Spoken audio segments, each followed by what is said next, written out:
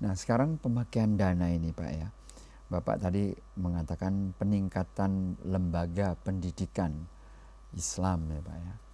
Memang mengapa saya nyebut itu pertama? Iya. Karena kalau kita naik kendaraan, menelusuri tepi kota, banyak kita lihat pendidikan ini Islam, tapi papannya sudah luntur, gantungnya tidak benar.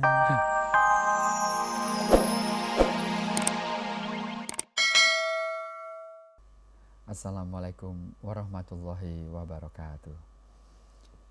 Hikmah Fajar mengucapkan salam dan selamat berpuasa kepada hamba Allah yang terhormat, terpuji dan terpilih, yang telah dijanjikan oleh Allah Subhanahu wa taala kedudukan takwa yang tinggi bagi mereka yang menjalankan puasa dengan baik. Pada pagi hari ini kita mendapatkan kehormatan kehadiran salah seorang tokoh yang telah banyak pengalaman untuk mengelola lembaga-lembaga di Persada Indonesia ini. Kami ingin mengucapkan selamat datang kepada Pak Rudini. Kami gembira sekali Pak Rudini, Bapak bisa hadir. Kita mengucapkan juga salam dan salawat kepada junjungan kita Nabi besar Muhammad Sallallahu Alaihi Wasallam. Pak Rudini adalah seorang jenderal TNI Purnawirawan, seorang haji, dan di dalam berbincang-bincang ternyata ada satu hal yang sangat menggelitik kami, yang kami ingin berbagi pengetahuan dengan para pirsawan. Pak Rudini, Bapak pernah pada suatu seminar, pada suatu pembicaraan, dan kami mengikuti tanggapan-tanggapan Bapak tentang khususnya Pak di kalangan umat Islam, lembaga-lembaga Islam. Bapak pernah menyinggung masalah manajemen, masalah pengelolaan lembaga-lembaga dari lembaga Islam ini. Mungkin para pirsawan akan mendapatkan banyak buah, mendapatkan banyak manfaat dari pengalaman Bapak sendiri, secara umum maupun secara khusus kepada lembaga-lembaga Islam ini. Menurut Bapak bagaimana? Apa manajemen yang harus ditingkatkan di dalam lembaga-lembaga Islam ini? Sebetulnya waktu itu kalau tidak salah dalam suatu acara bertitik tolak pada masalah peningkatan lembaga pendidikan di lingkungan umat Islam, dan terbentur pada masalah dana. Terus saya ungkapkan sebetulnya umat Islam Indonesia itu potensial besar kemampuannya untuk mengerahkan dana untuk kepentingan-kepentingan itu, baik pendidikan, sosial, dan sebagainya. Tapi lalu memang belum pernah terlaksana secara nasional dengan manajemen yang baik. Saya beri contoh misalnya, paling tidak ada 10 juta umat Islam yang punya nafkah tetap. Kalau dimanage, dibimbing oleh ulama atau oleh siapa yang baik, setiap bulan seorang warga negara Indonesia yang beragama Islam dari 10 juta tadi menyumbang 1.000 rupiah, berarti itu sehari tidak sampai 100. Kita memberi seorang peminta fakir di tepi jalan itu 100 rupiah minimal. Iya. Maksud memberi 50 rupiah yang tidak cocok dengan kehidupan. Ini setiap hari tidak sampai 100 rupiah karena sebulan 1.000. Iya. Kalau bisa di-manage, satu bulan dapat 10 miliar. Luar biasa Pak.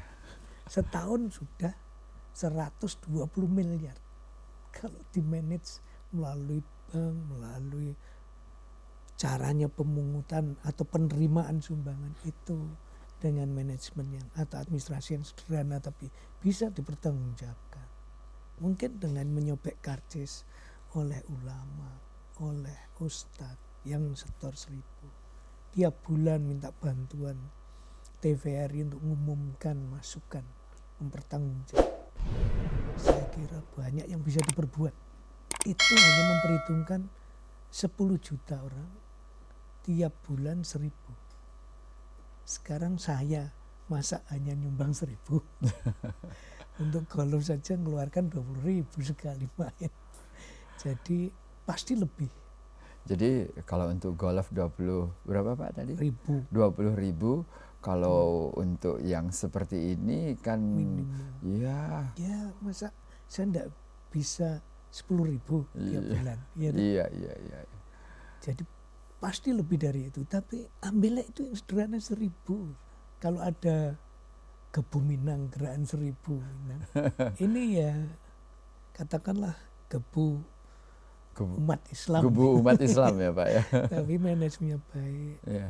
Bisa dipercaya daripada ya saya percaya pada kejujuran yang memungut di tepi jalan, tengah-tengah dipasang tong, lalu anak bawa kerdus bekas aqua, minta mobil yang luas. Ikhlas nyumbang dan percaya jujur. Tapi dampaknya seakan-akan masuk kemampuan manajemen Islam baru sampai segitu. Padahal ada sistem perbankan sudah baik. Ini yang saya waktu itu saya ungkapkan. Iya. Ini Bapak ini punya gagasan ya, yang saya pikir saya dengar 120 miliar saja setahun ya Pak ya. Iya, setahun. 120 miliar setahun. Saya pikir ini banyak yang menonton dan mendengar. Sebetulnya mereka ingin juga memberi, tapi bingung ya Pak ya, kemana itu, gitu. Dan bagaimana gitu. Sampai waktu itu saya nawarkan diri, sudahlah secara nasional saya yang tanggung jawab. Saya buka bank rekening, silahkan masukkan dari daerah ke situ. Sebulan sekali kalau perlu saya bayar, entah lewat RCTI sebagai iklan. Alhamdulillah. Ini penerimaan saya bulan ini. Iya. Itu pun 120 miliar kalau didiamkan. Iya. Tapi kalau kita kembangkan lewat bank muamalat, iya, mungkin akhir tahun lebih. Ini belum misalnya yang naik haji itu mau diwajibkan menabung. Jadi waktu berangkat sudah lunas, mungkin masih ada uang nabung. Miliknya dia. Itu kalau dikumpulkan sekali naik haji 100.000 orang. Iya. Kalau masing-masing mampu menabung 100.000, baik sebagai cadangan kalau pulang, itu sudah berapa miliar. Betul. Ya. Ini kalau Bapak menghitung-hitung terus seperti ini Pak ya, saya jadi maaf ini, saya pakai kata gemes juga gitu. Ingin supaya ada kegiatan-kegiatan yang jauh lebih makro ya Pak ya untuk hal ini. Tetapi di dalam manajemen seperti yang diketahui oleh kita semuanya, perencanaan, pelaksanaan, kontrol dan evaluasi itu Pak. Di antara yang 4 itu kalau menurut Bapak, kita ini secara menyeluruh kalau berencana agak pandai juga ya Pak ya. Iya. Pelaksanaan, kontrol, itu kira-kira yang mana yang paling lemah Bapak melihatnya? Menurut saya kontrol ya Pak. Lemah.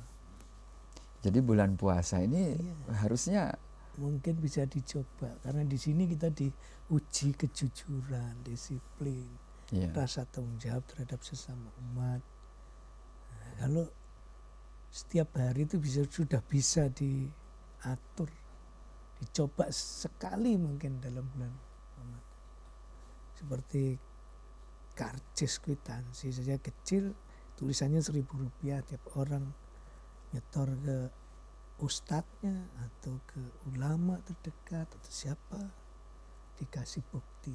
Potongannya itu yang untuk store bahwa saya sudah menerima sekian. Tapi lebih daripada itu disiplin dalam ya Pak? Iya, itu akan ada juga. Iya. Nah, kalau ini terjadi bisa terlaksana, ya dilanjutkan saja setiap bulan sekali.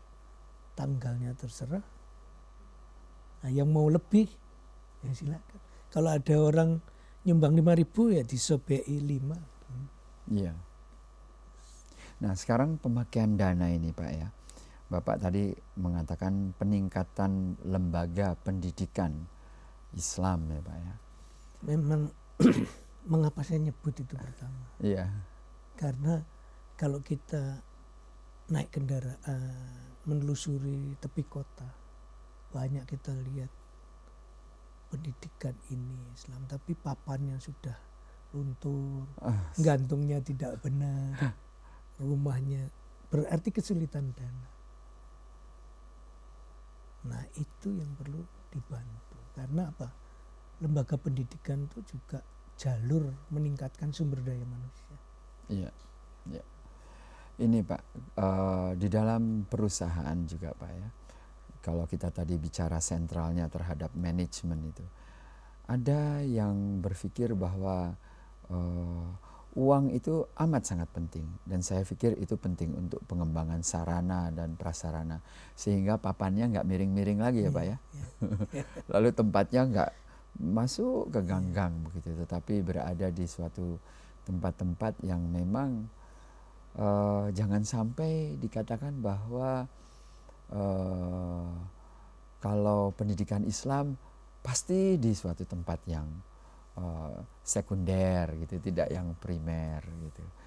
Nah, yang ingin saya tanyakan kepada Bapak gitu, apa sikap yang harus diubah gitu Pak?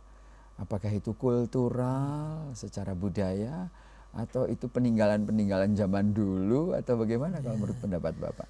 Menurut saya memang, Sebab Islam kan nggak begitu ya Pak ya?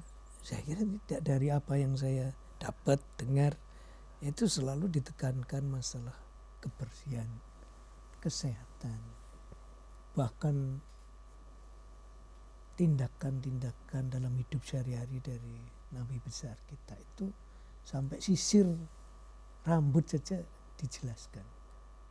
Mandi. Betul Pak. Ya. Ya berarti kan memang diajarkan untuk selalu meningkatkan cara hidup kita. Jangan cuma sudahlah begini juga kita dapat membina keimanan, ketakwaan di daerah kumuh. Nanti dulu, sekarang zaman sudah berubah. Kalau bisa ya semua warga negara ini hidupnya dalam rumah yang cukup baik, ada air bersih dan sebagainya. Demikian juga mendirikan pesantren.